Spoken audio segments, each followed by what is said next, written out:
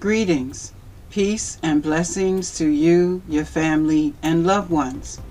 My name is Nana Bakai, and this is Nana's commentary on things from A to Z. Today's video is called John Brown, The Secret Six, Freemasonry, the Illuminati, and the conspiracy that precipitated the Civil War. Now this video will be a bit of departure from my usual research in that it started off with a dream that I decided to research for its historical context and ended up in a very deep and interesting rabbit hole. To begin, I am a prolific dreamer. I dream stories. I would say that I time travel in my dreams. Some may say I astral project and all of that, but I have had some dreams that have historical significance, as you will see with this one. Without foreknowledge of the event that occurs in my dream, I am motivated to research the names and situations that are revealed to me. I am always amazed and humbled when I find out that my dream is telling me something about a real event. However, the amazing thing about this dream is that it reveals something that I knew nothing at all about, as I was not taught it in school, even though I boast of my fine educational experience. But one thing I did learn from that experience is how to research. So, let me begin with the dream. The dream starts this way. There was a vigilante abolitionist group of folk. They were a secret group of people who had gone around killing slave owners under the cover of darkness. They also killed their family members and loved ones who entered the family. They were greatly feared and mostly white folks. The twist was that there was a secret war going on between the abolitionists and the slave owners. So there was a retaliation for the dead on both sides. It was such a well-kept secret, but extremely dangerous in that if a slave owner or member of his family was killed, an abolitionist or one of his family members was killed as well. In other words, folks were dying mysteriously on both sides. But the mystery was only a mystery to those who did not know about the secret war. In one scene, a young man fell in love with a young woman. His father was part of the abolitionist movement, but he was not fully invested, and the activities that were going on were mostly hidden from him. Though there were other deaths in his family, he just didn't connect the dots. One day, he brought home a beautiful young girl. Innocent and lovely. He wanted to marry her. The tensions in the family escalated, but he could not understand why. He later found out. One night, the family gathered around the dinner table. He addressed her, but she did not respond. He called her name again, and she still did not respond. He got up and went around the table to speak to her directly, and upon gently touching her shoulder, she leaned forward. A long knife had been driven through her. She was dead. The long knife was a sign of the retaliation. Now the dream continues more on, but I didn't write it all down, so I don't remember the rest of it. But I thought that was very interesting. And one thing for sure, when I woke up from that dream, I was like, wow, what the heck? Now, at first I thought it may have been the Nat Turner Rebellion, but that happened prior to this event. In my dream, I believed I was transported to Kansas during a time when John Brown was running his campaign against the pro-slavery settlers in Kansas. And I came with that conclusion because after I did the research and found out what was happening in Kansas, I had no idea. His campaign was bloody and horrendous. There is so much information to share about this event, so I'll do my best to get it all together in one place so you can follow the storyline. So let's start with John Brown. John Brown was born May 9th, 1800 in Torrington, Connecticut. After his failed attempt to capture Harper's Ferry in Virginia, he was hung and died December 2nd, 1859 in Charlestown, Virginia. He was considered an activist, and a famous participant in the abolitionist movement. Interestingly enough, he was the son of a fervent abolitionist named Owen Brown, who was also a known Freemason. It is reported that John Brown himself was a Grand Master Freemason from the Hudson Lodge, number 68, Hudson, Ohio, 1824. However, he later quit after speculation that he was involved in the disappearance of a William Morgan. There were rumors that the Freemasons had kidnapped and murdered Morgan, a brick mason, who visited Masonic lodges. The speculation, which Freemasons denied, fueled the talk that the group engaged in satanic rituals. Now, finding stuff out about John Brown, who was called a vigilante, violent killer, terrorist. In fact, this is one of the earliest times this term was even used. A conspirator, murderer, charismatic hero, abolitionist with Masonic leanings. I wondered who helped him in particular and who funded him, because of course he couldn't have done all that damage by himself. When it comes to Brown's war against slavery, the question of his mental balance must nevertheless be addressed. By the time of the Harper's Ferry raid, some of his contemporaries had already begun to question his sanity. As they insisted, was not the raid itself evidence of an unhinged mind? Wasn't Brown crazy to suppose he could overthrow American slavery by commencing a movement on so grand a scale with just 12 active fighters? Interestingly enough, I had this dream during the time when it was being exposed that the Black Lives Matter movement was funded indirectly by George Soros. So, upon searching about vigilante abolitionist groups who were fomenting a secret war, my dream dropped me right down in the middle of an era in American history that precipitated the American Civil War. Before this time, my facts about the abolitionist movement were sketchy. You got the usual rundown of how the abolitionists were anti-slavery. They gave speeches and they traveled the country trying to convince others to support their cause. They were outspoken against the evils of slavery, yada, yada, yada. But we were never taught that their true leanings were and why they were so adamant about saving black folks from their southern masters. Researching this topic gives you another perspective on their motives.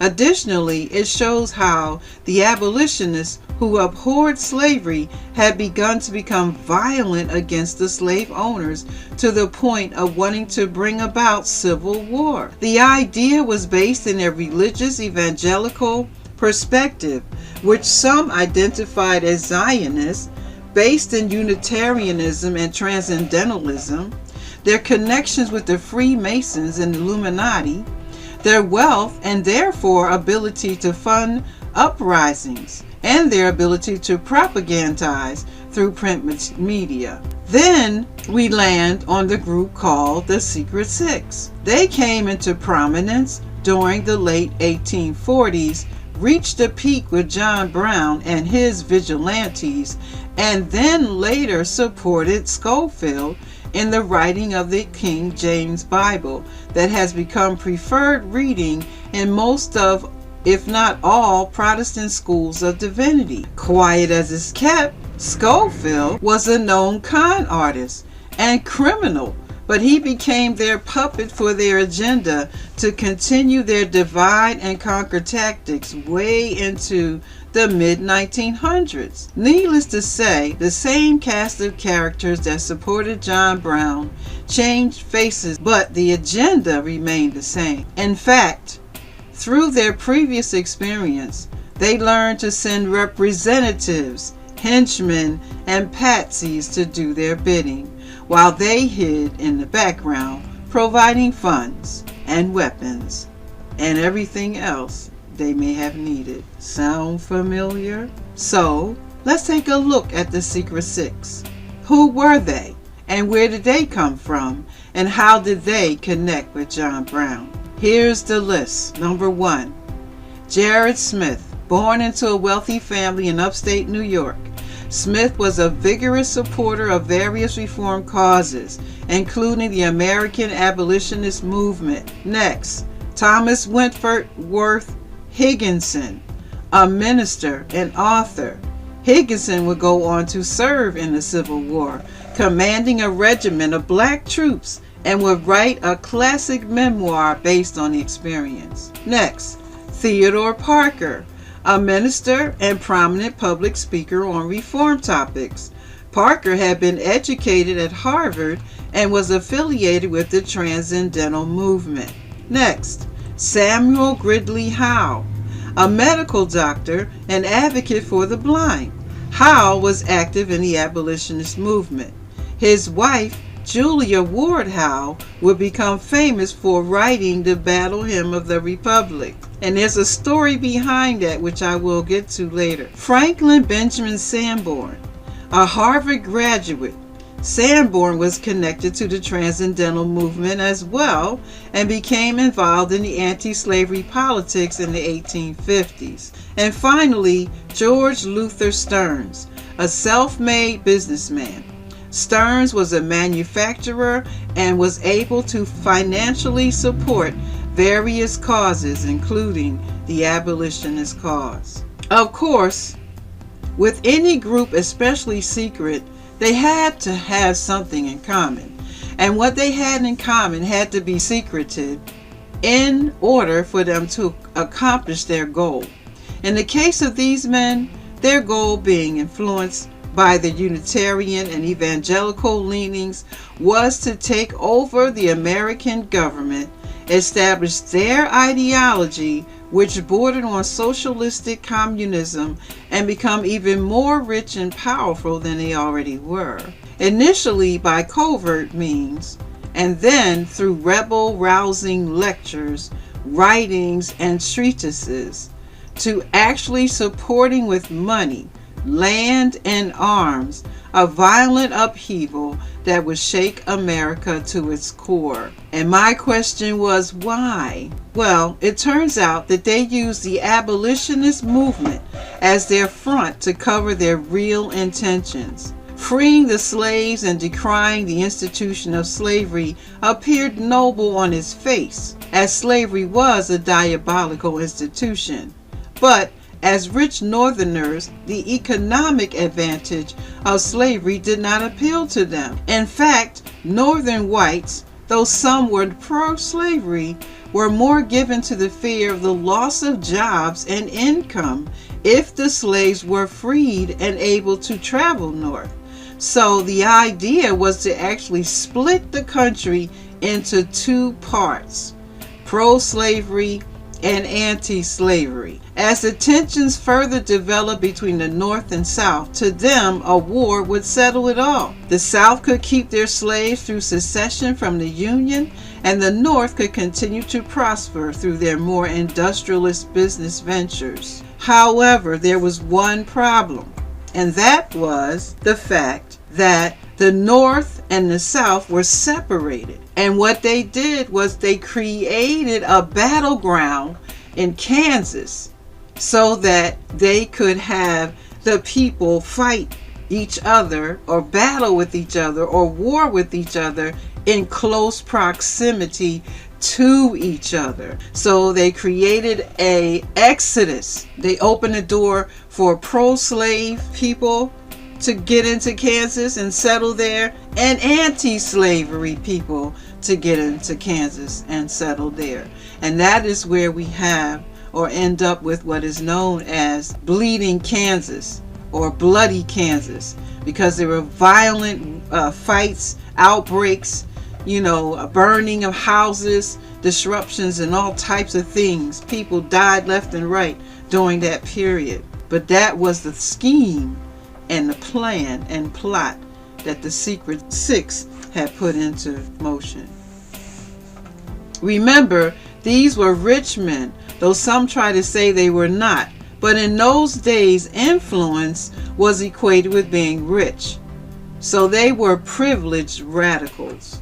So I want to stop right here and just mention that as I'm reading through this material, part of it is my own personal script, but some of it is gleaned from materials, the research, the articles, and books that I've read. So I will continue forward. And when I say quote, you'll know that that is an excerpt from an article. And then when I say unquote, you can realize that I am moving on with my own dialogue or script. Okay? So, continuing, end quote. For example, Theodore Parker, a minister, was pretty edgy. He rejected all notions of miracles and expressed his certainty that the Bible was historically inaccurate. The transcendentalism moved him further from the New and Old Testament. He chose to break with standard theology. By the time the Civil War began, he had a following of 7,000 parishioners. He suggested to his practitioners that they worship God directly, pray to Him directly, much as the Quakers had in the 17th century. Since the Quakers were either banished or hung by the Puritans, Parker's position was bold. Another example of prominence was Thomas Wentworth Higginson. A minister and author, Higginson would go on to serve in the Civil War, commanding a regiment of black troops, and would write a classic memoir based on the experience. Being an accomplished writer, he lined up with the likes of Thoreau, Ralph Waldo Emerson, Lydia Maria Childs, the abolitionist author, John Quincy Adams, Amos A. Lawrence, Henry D. Thoreau, William Lloyd Garrison, Wendell Phillips, and many others. In fact, end quote, I even saw Frederick Douglass in the lineup. Traveling back to those days, imagine the impact that these minds and wealth had on the thinking of the masses. Things moved a lot slower back then.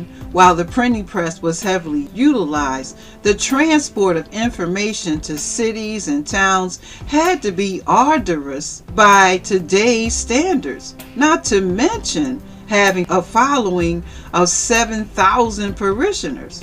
So I am inclined to think that they were quite wealthy with those standards, or by those standards. Doctors, writers, ministers, Harvard graduate, and accomplished businessmen would certainly have had a heavy impact on the times. Now, what struck me as most interesting was this support of violence.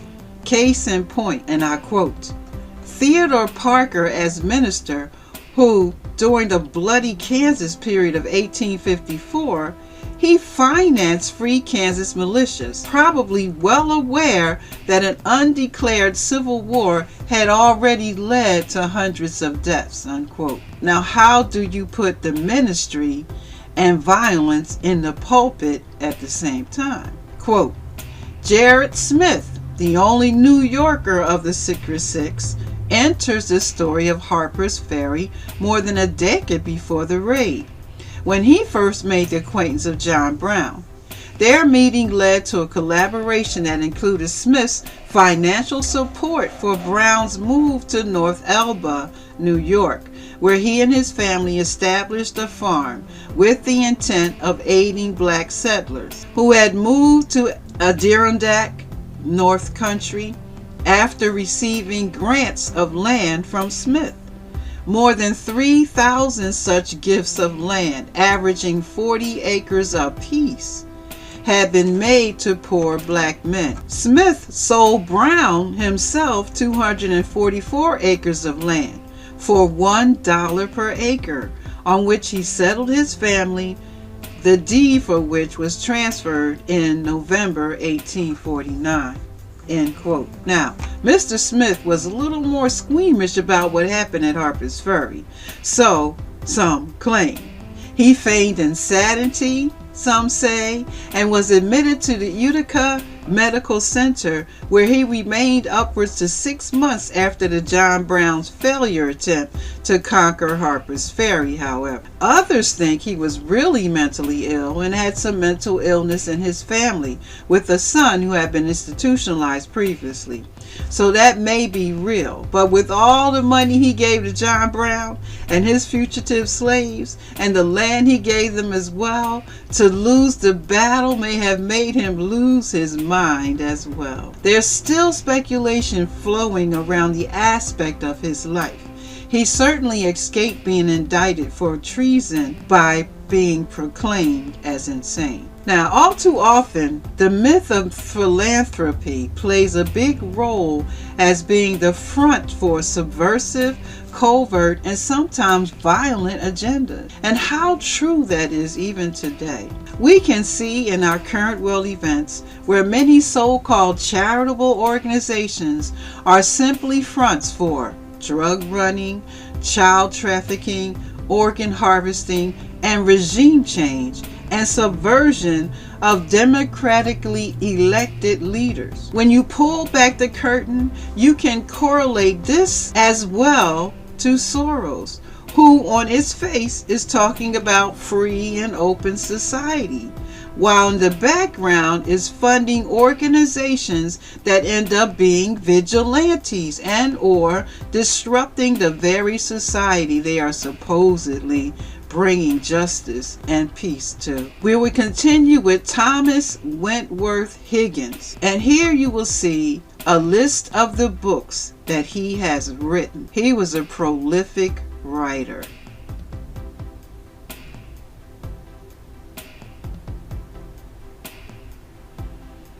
Now you may call him harmless, a true patriot, a fighter for women's rights and the freedom of the African, and yet he too condoned and supported John Brown's violence and was an active member of the Secret Six. Quote, additionally, he became a founding member of the Kansas Aid Committee in the summer of 1856. During the guerrilla war in the Kansas Territory between pro-slavery and anti-slavery settlers, the committee worked to recruit abolitionist settlers, raise funds for them to migrate to Kansas, and equip them with rifles to use against the border ruffians. End quote. And moving on to the infamous Samuel Gridley Hoe, quote, Samuel Gridley Hoe, November 10, 1801 to January 9, 1876, was the founding director of the Perkins School of the Blind. He was a leading figure in the early history of special education in the United States. He was also a military hero in the Greek War of Independence, a campaigner for the abolition of slavery, and an advocate for prison reform. He worked for the mentally disabled with Dorothy Dix and other universal public education with Horace Mann. He worked with Lord Bridgman, the first deaf-blind person to acquire the skill of intelligent conversation, which inspired Anne Sullivan, the teacher of Helen Keller. And you see how these with tentacles just stretch and touch and bend, and it's a web of connections here. Continuing, quote, back in Boston in July of 1832, Hoe began his work with the blind by tutoring a few students in a room at his father's house. He demonstrated enough progress that within a year, the Massachusetts legislature approved $30,000 a year funding, with the proviso that 20 students from poor families will be given full scholarships. Then, Colonel Thomas Handyside Perkins, a prominent Boston merchant, whose fortune had been partly acquired through trading in slaves and opium, donated his mansion and grounds on Pearl Street for the school's use. After that, the school was known as the Perkins Institution and Massachusetts Asylum, or since 1877, School for the Blind. So they changed the word asylum Massachusetts Asylum to Massachusetts School for the Blind, end quote. And what I have to say about that is, what an interesting combination of characters, is it not? Next we have Franklin Benjamin Sanborn. He was buried at Sleepy Hollow Cemetery in Concord near the graves of his friends and mentor, Ralph Waldo Emerson, Bronson Alcott, Ellery Channing, and Henry Thoreau. Quote, Concord's flags were flown at half-mast for 3 days at the end of the month, February 1917. Just prior to America's entering World War I, the Massachusetts House of Representatives recognized Sanborn's dedication to the unfortunate, the diseased, and the despised, citing Sanborn's role as a confidential advisor to John Brown, for whose sake he was arrested, mistreated, and nearly deported. Quote, Walt Whitman described Sanborn as a fighter, up in arms, a devotee, a revolutionary crusader, hot in the collar, quick on the trigger, noble and optimistic. People loved and hated him. Henry David Thoreau feared the passionate Concord school teacher, what was only too steadfast and earnest, a type, as Thoreau put it, that calmly, so calmly, ignites and then throws bomb after bomb, end quote. So with that energy, of course, he would certainly support someone like John Brown. Continuing, quote, George Luther Stearns played a major role financing John Brown's raid on Harper's Ferry on October 17, 1859. He basically maintained the accounting and funded and wrote the checks to John Brown. The Sharps rifled pistols and pikes used by Brown's little army were owned directly by George Stearns. He tried indecisively to control the movement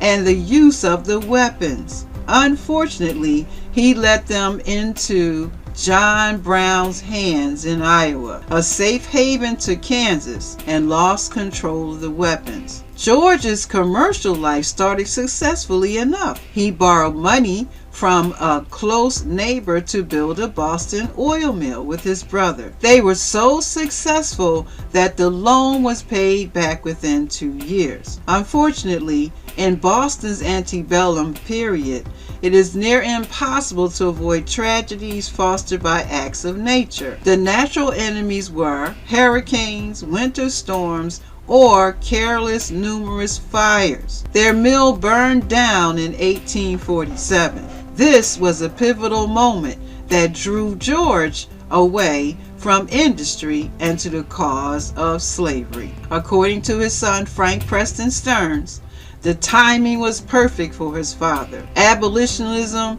had moved through several philosophical stages, beyond compassion to action.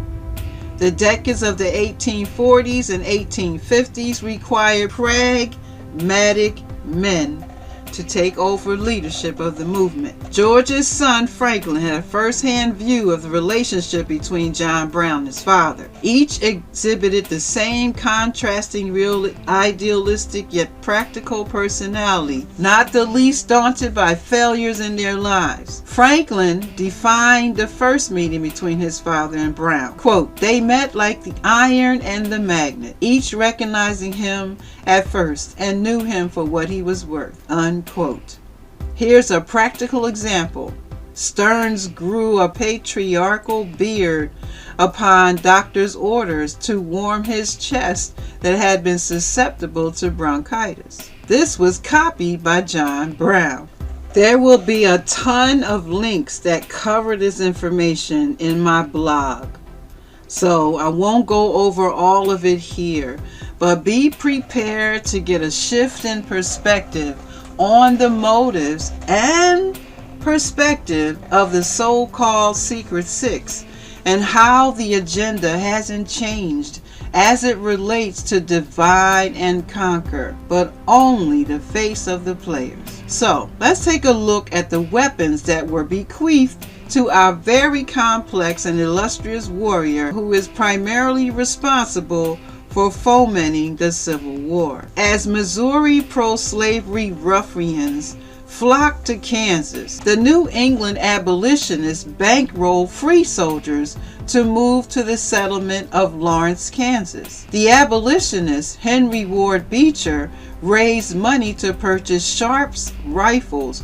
for use by anti-slavery forces in Kansas. Rifles, said Beecher, are a greater moral agency than the Bible in the fight against slavery. The guns were packed in crates labeled Bibles so they would not arouse suspicion. Soon, the Sharps rifles sent to Kansas were referred to as Beecher's Bibles.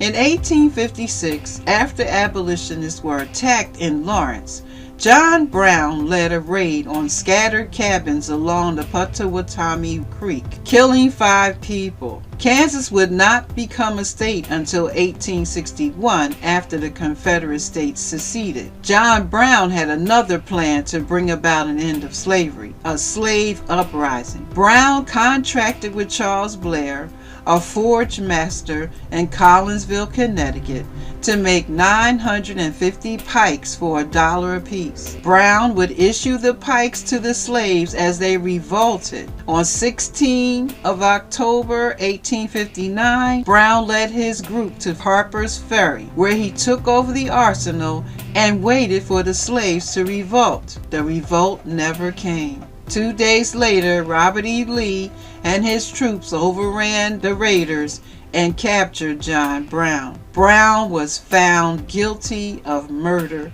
treason, and of inciting a slave insurrection. And on December 2nd, 1859, he was hanged. End quote.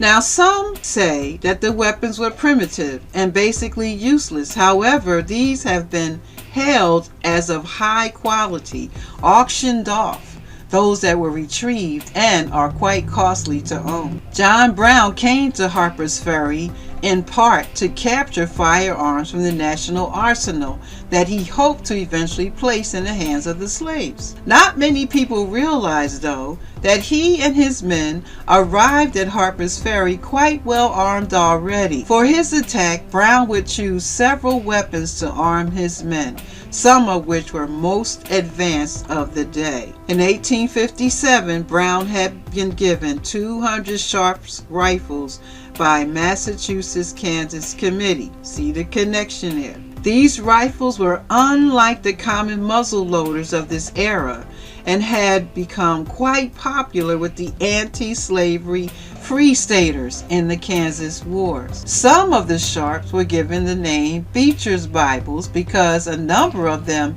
had been sent out to the plains under the auspices of being box Bibles and had been praised by abolitionist preacher Henry Ward Beecher for their effectiveness in combating the pro-slavery Missouri forces. The .52 caliber breech-loading Sharps rifles were invented by Christian Sharps, were produced in Hartford, Connecticut, and were one of the most accurate and fast-firing weapons available. Brown's most well-recognized weapons were pikes. These fierce spears had 10-inch double-edged blades attached to a 6-foot long ash handles and were manufactured by Connecticut blacksmith Charles Blair. Brown had contracted with Blair, as we mentioned before, while on the same fundraising tour to the East in 1857 that earned him the Sharps rifles. Brown thought that these lance-like weapons would make intimidating tools for the Free State settlers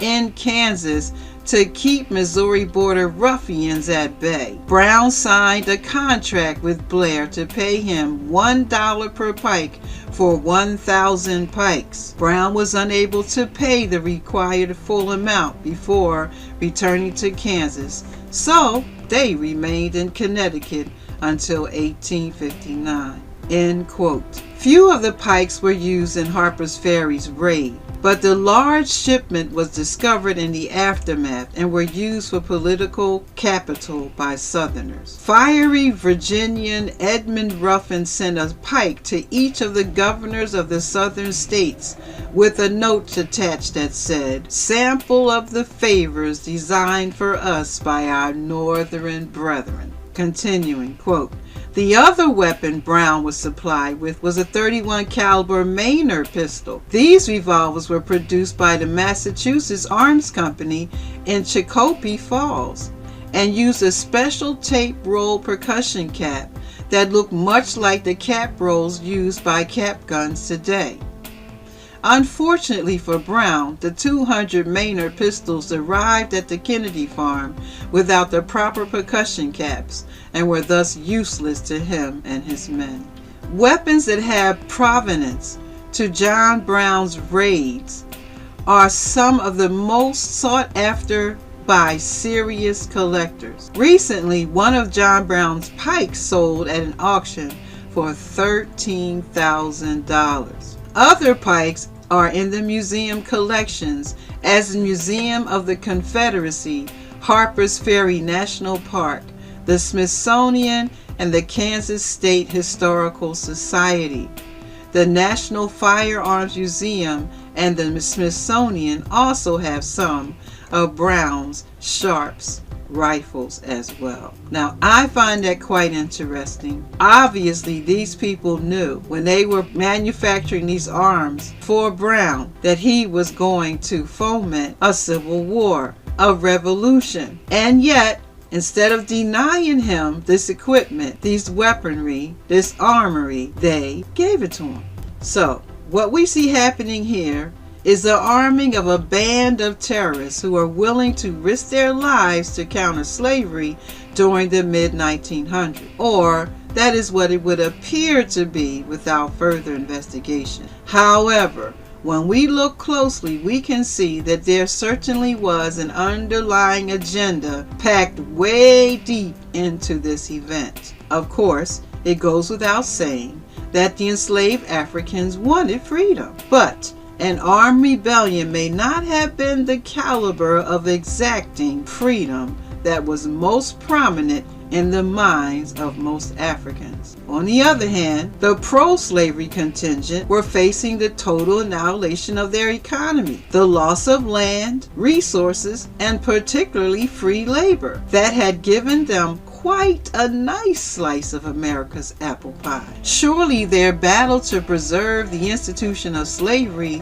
was based in economics and not humanitarianism. In fact, neither was the abolitionists who condoned and resorted to violence. Using slavery or the abolition thereof was just a smokescreen for a deeper and even more sinister plot. The cable of the Secret Six are so familiar to our modern day cabal, it is cringeworthy. Imagine the idea of arming the rebels being something that occurred over 160 years ago. Imagine it being done by rich philanthropists, teachers, educators, doctors, ministers, writers, and other folks with interesting connections to people who participated in the slave and opium trade. Imagine the arrival of haughty, anxious, and sometimes bellicose figure who could rally the masses to commit suicide for a cause that even he himself had no idea of the real agenda behind it. Imagine the atrocities committed on both sides as human beings battle for disparate causes,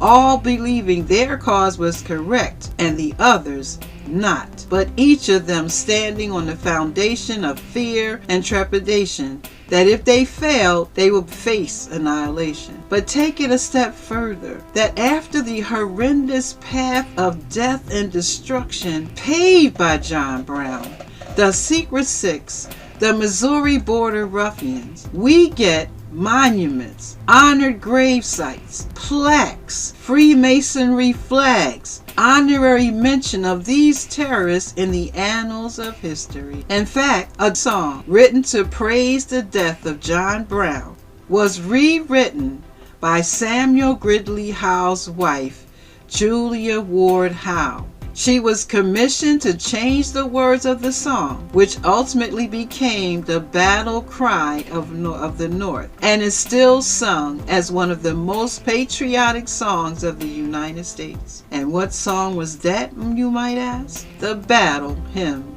of the Republic. And we think we live in ironic times? Needless to say, John Brown's attack on Harper's Ferry failed. He had delusions of grandeur and might that would leave him in utter shame, being charged with treason. He took the brunt of the whole conspiracy until it was further revealed that he had wealthy backers, each of whom fled after Brown's defeat. Quote, Brown was hanged on December 2nd, 1859. Howe and Stearns had fled the country. Parker was dying of consumption in Italy. Sanborn couldn't make up his mind whether or not he ought to flee. Smith was in an insane asylum. And Higginson was planning a half-cocked and never pulled off plan to rescue Brown's still imprisoned companions in the crazy raid on Harper's Ferry. Brown's plans were fantastic. Some would say insane. He would use the arms in the arsenal as well as the old-fashioned pikes he had specially manufactured to begin a guerrilla war against slavery. The core of his army would be mostly white band of raiders who seized the arsenal. But soon he hoped, he believed, he just knew that hundreds or even thousands of slaves would join him in a fight against the peculiar institution. He predicted that once word of his raid got out, slaves from throughout the region would appear at his side as bees swarmed to the hive. During his raid, Brown and his men captured a number of slave owners in the area, including Lewis Washington, the great-grandnephew of President George Washington. Brown did not kill any of these captured men, and he went on out of his way to protect them and make sure they were not harmed. Continuing. While in Harper's Ferry, the raiders killed a railroad baggage handler who ironically was a free black when he refused their orders to halt. In a firefight, they killed a few townsmen,